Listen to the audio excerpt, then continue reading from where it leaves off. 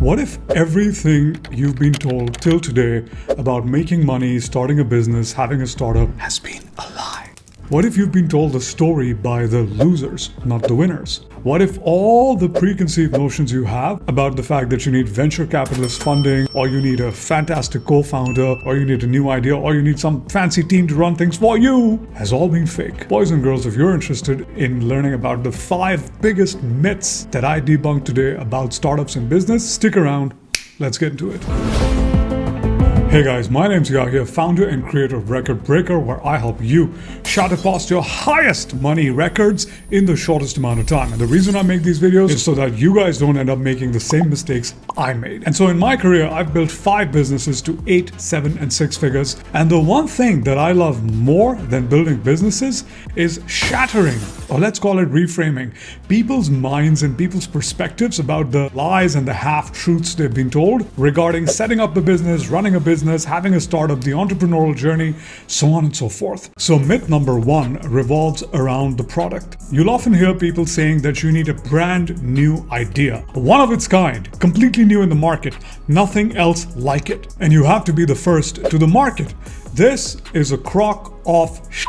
Think about it. Search engines existed before Google. MySpace existed before Facebook. MP3 players and smartphones existed before Apple. So being the first to the market, having a unique idea, none of them are true, none of them matter. In today's world, ideas are a dime a dozen, and it really doesn't matter. What matters most is your branding and your positioning and your niching around the idea, how you develop the idea, how you showcase the idea, how palatable the idea is to the market. It's called product market fit. More often than not, the first company to the market is usually not the winner, but instead the second, third, and fourth companies, because they take the idea, they optimize it, they cut down costs, they increase the lifespan of the product, and that's what makes them successful. So if you've been told, or if you're telling yourself that you need to have that beautiful, innovative, amazing idea, or that you're too late to the market, take that out of your mind, throw it out the window. Doesn't matter. Myth number 2 is that you need a business degree and you need a business plan and you need to have gone to business college and you need to be an MBA, this, that, and the other. I'm an MBA. You really don't need any of that. In today's world, all you need is business sense, or business acumen as it's called. And I'm going to break it down to you into one simple concept. What you need to understand is that the cost that you incur in making the product or creating the service has to be lower than the price you sell it for. That is it. For things like revenue, profit, expenses, all of that you can learn online very easily for free. As a matter of fact, later on you can hire people to do that analysis for you. You as the founder, the CEO, just need to understand the big picture. The third myth is related to the way you work around and on the business, the speed with which you work and the way you have to kill yourself to work. So it's a very common saying that good founders lose a lot of sleep. Good founders work 24/7 on their business. Good founders sacrifice their relationships with their families and their health to build the business.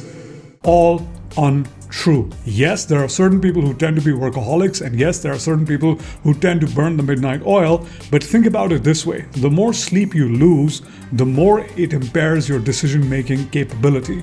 So if you haven't slept for 3 days straight, what sort of decisions do you think you're going to be taking in your business? With that amount of sleep lost, the only thing a person is good for is doing things, not thinking, not deciding, not creating, not ideating, none of that. And this is why in today's world, you have a lot of solopreneurs who build a business to a certain level, and then all of a sudden they burn out, they crash, they hate it, they quit, they wrap up the business, and they go home. Because burnout is a real thing, and you don't need to kill yourself to have a profitable business. You can work on it for a couple of hours every single day. Maybe on the weekends you can work longer until it is sustainable, until you can draw a salary from it, and then you can sort of quit your 9 to 5 and work on it full time and build it slowly, sustainably, because it will work for you for the rest of your life. Myth number 4 is that your co-founder needs to be your best friend and the person you love and trust and would one day love to run a company with. This couldn't be further from the truth. The one thing I've learned in my career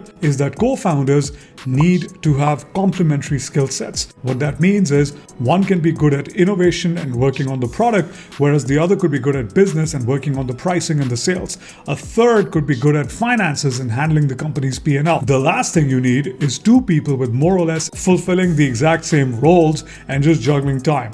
That's a recipe for disaster. Sooner or later, you're going to have a difference of opinion on something, or there's going to be a fallout. Because both of you have the same capabilities, you will feel that you don't need the other one anymore. Instead, you have someone who complements your skill sets and fills up the areas that you're not good at. That is the way you approach a co-founder.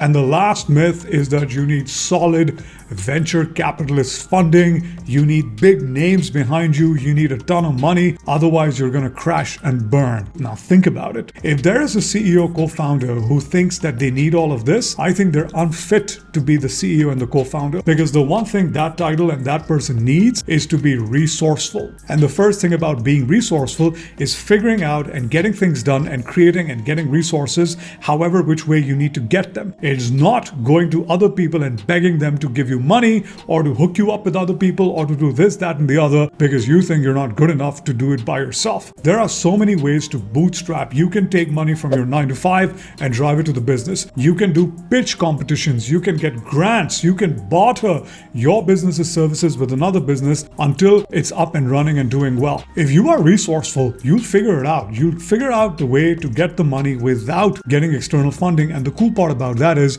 you will not have to give or divest your shares to someone just because of capital. That's one of the least preferred decisions founders want to make, and my hope for you is that you never have to make that. Boys and girls, I hope you've enjoyed it. Let me know which myth was the biggest aha moment for you. Like and subscribe if you like this video. I'm out of here. I'll see you in the next one. Bye-bye.